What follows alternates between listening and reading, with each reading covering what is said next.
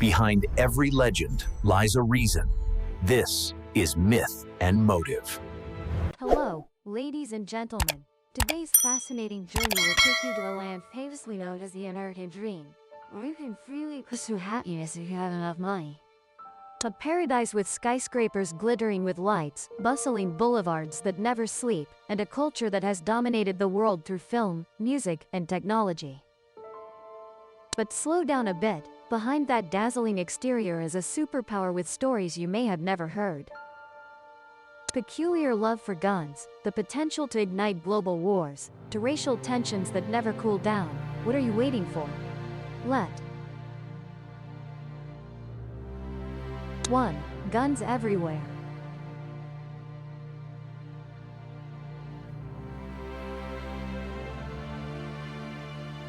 If the world were a big store, America would undoubtedly be the most spectacular gun shop. With products ranging from compact, cute ones like a Glock 19 to monsters like AR-15s and M16s, guns that make you feel like you're living in a Hollywood action movie. Interestingly, this isn't just about the military or police. In America, personal gun ownership is a sacred right, on par with your freedom to express opinions or eat whatever you want. Guns in America are so numerous that you might wonder, does everyone have one? In reality, according to recent statistics, there are over 400 million personal guns in the US, far exceeding the current population of about 330 million people. Notably, it's not just the quantity but how Americans consume guns to the point of treating them as cultural symbols.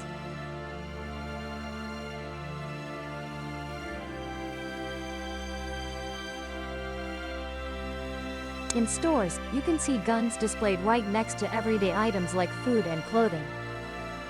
It's not unusual at American family gatherings for people not only to discuss football or politics, but also to proudly show off their newly purchased guns as if they bought a fancy car. The legal system for gun ownership in America is truly an interesting story. In some states, you can buy a gun more easily than buying a beer if you're under the legal drinking age. This is no surprise, as in America, the right to bear arms is protected by the Second Amendment of the Constitution, one of the most revered documents, almost like a sacred text. In some states, you just need to go to a store, choose the gun, fill out a background check form, and wait a few minutes to complete the transaction. Some states like Texas or Florida are even more lenient, allowing you to own guns without a permit. Humorous as it may sound, you can leave a gun store with an AR-15 in hand, taking about the same time as ordering a cup of coffee at Starbucks. Of course, not everyone is happy with this ease. Anti-gun violence movements continuously call for the government to tighten gun ownership laws, especially after a series of shocking mass shootings. But on the flip side, organizations supporting gun rights, like the National Rifle Association, NRA, have a strong influence on politics and public opinion. With the familiar slogan, "Guns don't kill people, people kill people." They always emphasize that guns are just tools. The problem lies in how people use them. If guns are part of American culture, then unfortunately, gun violence has also become an unwanted specialty of this nation. On average, each year in the US, there are over 40,000 gun-related deaths. Among these, not only are there mass shootings that grab media attention, but also many cases involving domestic violence, accidents, or even suicides. And this is what shocks the world. In America, mass shootings occur so frequently that people seem to have gotten used to them.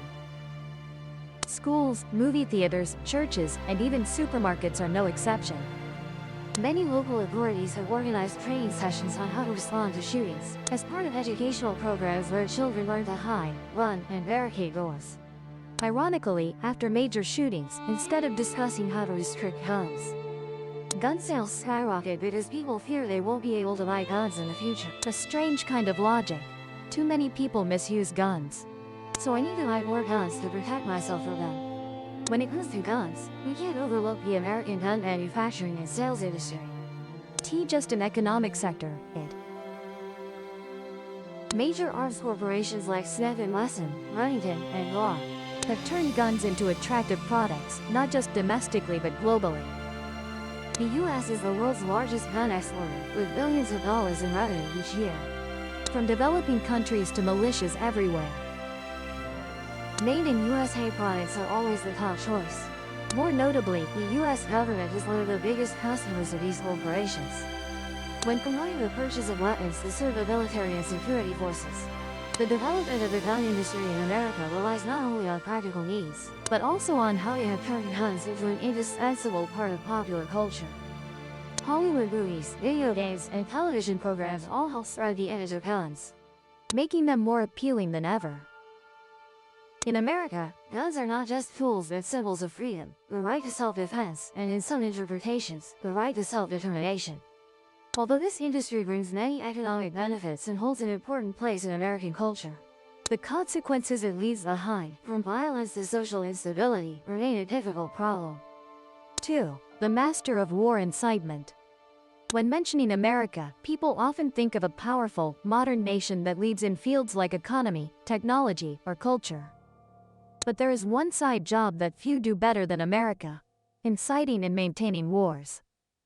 With the unofficial title of global conflict manipulation expert, America has left an indelible mark on the history of major and minor wars. American history is essentially a series of endless conflicts. Since its founding, America has continuously sought to expand its territory. They skillfully persuaded indigenous communities with guns and bullets that leaving their land was a reasonable idea. Then in the 19th century, they waged war with Mexico to expand their borders. Why negotiate when you can fight and take what you want? After consolidating its position in the Western Hemisphere, America decided to. The Spanish-American War of 1898 marked a turning point when the country began intervening in other nations. As a result, America controlled territories like the Philippines, Guam, and Puerto Rico. This story is not just about victory, but also shows a classic strategy. We help you gain independence, but don't forget who the boss is. When the world entered two major wars, World War I and II, America, by some miraculous means, always appeared at the right time. They didn't rush to join the war from the start, but knew how to arrive late and take the stage. In World War I, America waited until Europe was exhausted before joining, then proudly took on the role of saving the world. As for World War II, initially America played the role of a goodwill seller, selling weapons to both Britain and the Soviet Union to help them fight the Axis powers. But after the attack on Pearl Harbor, America was forced to enter the war, then ended it with 2 atomic bombs. After World War II, America quickly found a new enemy: communism. And so the Cold War began, not with direct gunfire but through proxy wars happening all over the world. If there is one war that most clearly demonstrates America's ability to incite conflict, it is the Vietnam War. Starting with the so-called domino theory, the obsession that if one Southeast Asian country fell to communism, the entire region would follow, America plunged into the war with a determination to save the world. But unfortunately, they didn't account for one thing: the Vietnamese were too accustomed to fighting at airs. This 2-decade-long war was not only a painful military defeat for America but also a humanitarian disaster. However, even after that failure, the American defense industry continued to grow strongly. By the end of the 20th century, America realized that the Middle East was a goldmine, both for oil and strategy. So they sought to intervene at all costs. The First Gulf War in 1991 demonstrated America's financial mobilization capability. They claimed that Iraq's invasion of Kuwait was a threat to world peace, but in reality, it was for the strategic oil resources in the region. The war happened quickly. America liberated Kuwait and established further military presence in the Middle East. But have you ever wondered, if there were no oil, would America be so enthusiastic? In the 21st century, all wars continue under America's direction. The September 11, 2001 terrorist attacks opened a new phase in America's war industry. Under the slogan of the War on Terror, America launched 2 major wars in Afghanistan and Iraq. The initial goal was to find and eliminate Al-Qaeda. But what was the actual outcome? It was in Afghanistan with a 20-year war, the longest in U.S. history, ending with the Taliban's return. Americans spent trillions of dollars only to return to the starting point. It was in Iraq that the U.S. accused of possessing weapons of mass destruction, but no evidence was found afterward. Instead, the U.S. inadvertently gained control of the world's second-largest oil reserves. These 2 wars not only caused millions of civilians to lose their homes and lives, but also pushed these regions into prolonged instability. But don't worry, because during that time, American arms corporations made huge profits. One notable thing in the US is how they justify their wars. From fighting fascism, preventing communism, protecting human rights, and combating terrorism, the US always finds reasons that sound noble. But in reality, those reasons often come with economic or strategic interests. It can be said that the US is not just a country, but also a global enterprise with war as its pride. America always knows how to turn conflict into opportunity, with the ability to incite conflict and manipulate public opinion subtly. The US has built an unparalleled mechanism. Another global headache caused by the top superpower is racism.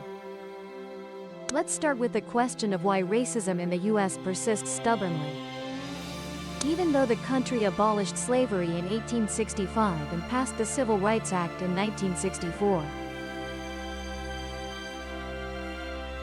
the reasons lie not only in the legal system but also in the deep social structure, where prejudice has been ingrained in the subconscious of many generations. For Black Americans, the reason is a long history of pain. From the days of being traded as goods on transoceanic ships, they endured centuries of being treated as slaves. After slavery was abolished, many thought Black people would live freely and equally. But no, they continued to be oppressed by discriminatory laws and customs. From being banned from schools and voting to suffering violence from extremist groups like the Ku Klux Klan, their lives were never truly free. Today, when overt forms of discrimination are no longer accepted, racism persists in more subtle forms. Did you know that a person of color in the US is 2.5 times more likely to be shot dead by police than a white person? This is not just a dry statistic, it's about lives, the stories of people like George Floyd, Breonna Taylor, or Eric Garner. But the name has become a symbol of injustice. George Floyd's story particularly touched the hearts of millions worldwide. A Black man had a police officer's knee on his neck for 8 minutes and 46 seconds. That tragic moment ignited the Black Lives Matter movement, abbreviated as BLM. But this is not the first or only time. Similar incidents have occurred for decades, ignored or forgotten. Racism in the US is not only manifested through violence but also through the legal system. Did you know that people of color often receive harsher sentences than white people for the same crime? Or have a higher risk of incarceration, even though drug use rates among ethnic groups are nearly equivalent? These numbers paint a clear picture that justice in the US is not blind like the goddess Themis, but always leans toward white people. Not only in the legal system, racism is deeply rooted in areas like education, healthcare, and the economy. Let's take a look at schools in the US. While children from white families attend well-funded schools with modern facilities, students of color are pushed into underfunded public schools with limited opportunities. This gap is not accidental. It's the result of discriminatory housing policies in the 20th century. When people of color were denied the right to buy homes in good areas, forced to live in slums, leading to generational disadvantages. In healthcare, people of color continue to be disadvantaged. They have higher mortality rates from diseases like diabetes, cardiovascular issues, and especially in childbirth. A Black woman in the US is 3 to 4 times more likely to die during childbirth than a white woman. The reasons are not just poverty but also lack of attention and bias from healthcare workers themselves. Racism doesn't just stop at injustice, it leads to discontent and social division. The Black Lives Matter movement is a prime example. Founded in 2013, this movement not only demands justice for killed people of color, but also demands comprehensive reform of the legal police system. But sadly, even this movement has been criticized by many. Some conservatives view PLM as a threat, and this movement has even become a target of attack by many politicians. We cannot fail to mention the Asian community in the US, who also suffer discrimination but in a different form. Asians are often seen as perpetual foreigners, even if they have lived in the US for generations. The increase in attacks against Asians during the COVID-19 pandemic is evidence of the prejudice and discrimination they face. Chinese virus.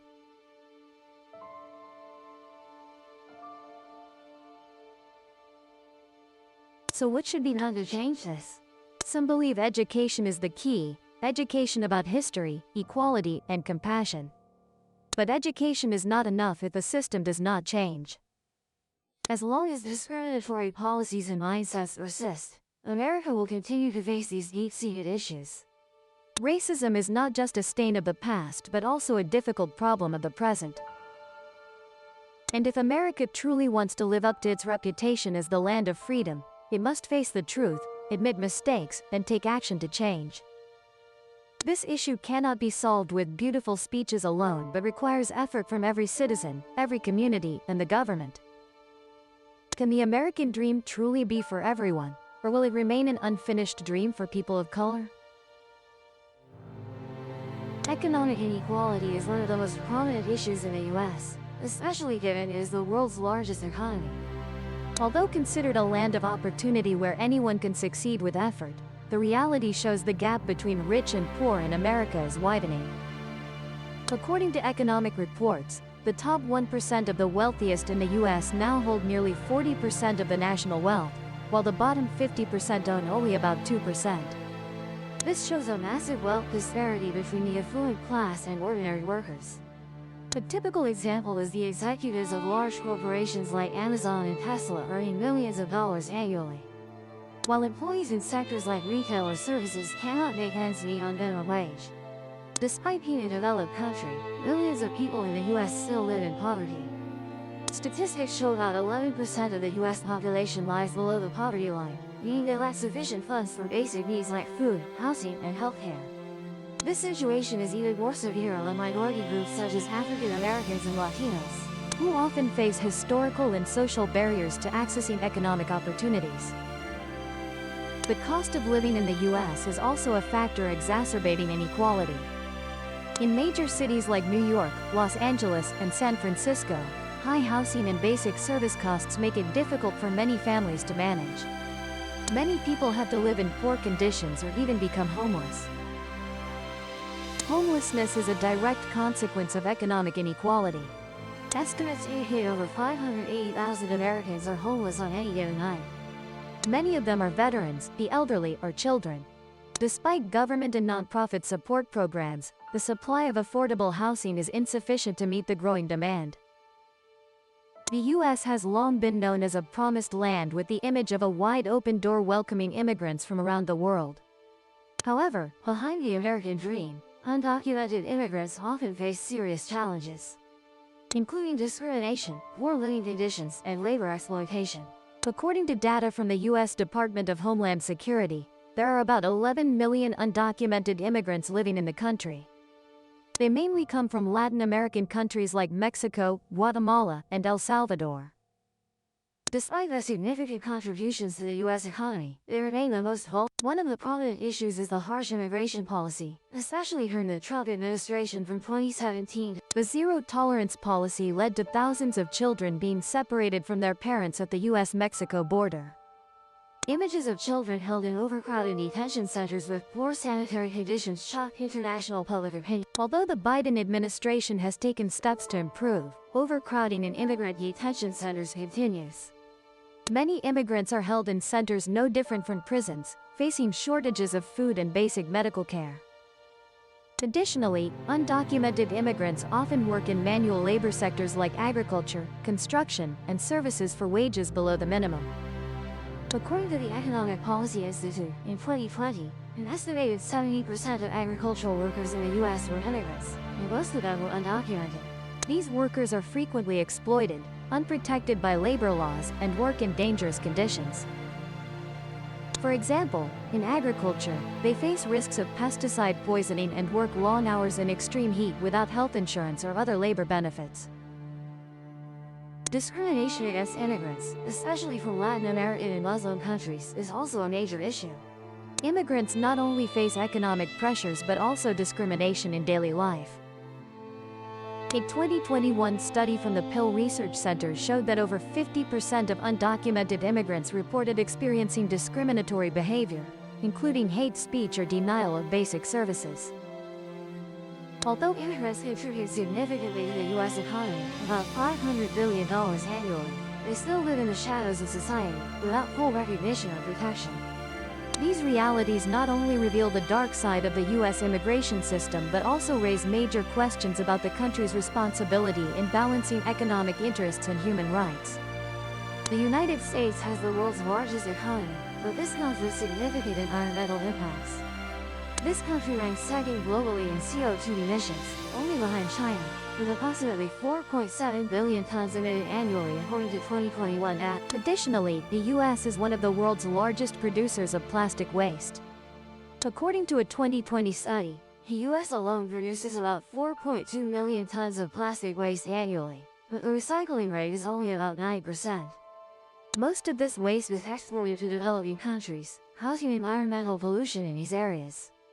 Furthermore, American companies are often criticized for unsustainable resource extraction activities both domestically and internationally. A typical example is the 2010 Deepwater Horizon oil spill in the Gulf of Mexico, considered one of the worst environmental disasters in U.S. history. This incident not only killed millions of marine animals but also destroyed the livelihoods of local fishing communities. The American Loan Association's 2023 State of the Air report released on April 19 shows that after decades of progress in cleaning up air pollution sources, approximately 119.6 million Americans still live in places with unhealthy levels of ozone or particle pollution. According to the report, California accounts for most of the 10 most polluted cities in the United States. Los Angeles remains the most ozone-polluted city. In the 24 years the report has been conducted, there was only 1 year when this city didn't receive a failing grade for ozone pollution. Also in California, Bakersfield replaced Fresno as the metropolitan area with the most short-term particle pollution.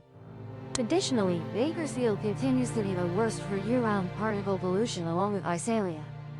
Reducing emissions and waste while implementing stronger green policies is a vital challenge for the world's leading superpower. Whether you love it or hate it, you cannot deny one thing. America is a unique superpower. And although sometimes acting somewhat like a global authoritarian, along with mistakes and dark sides, it remains one of the key factors shaping today's world. This video ends here. Thank you all for your support. Don. Goodbye and see you again. Subscribe to the Guian channel to not miss exciting videos. If the legend hooked you, subscribe and open the next case.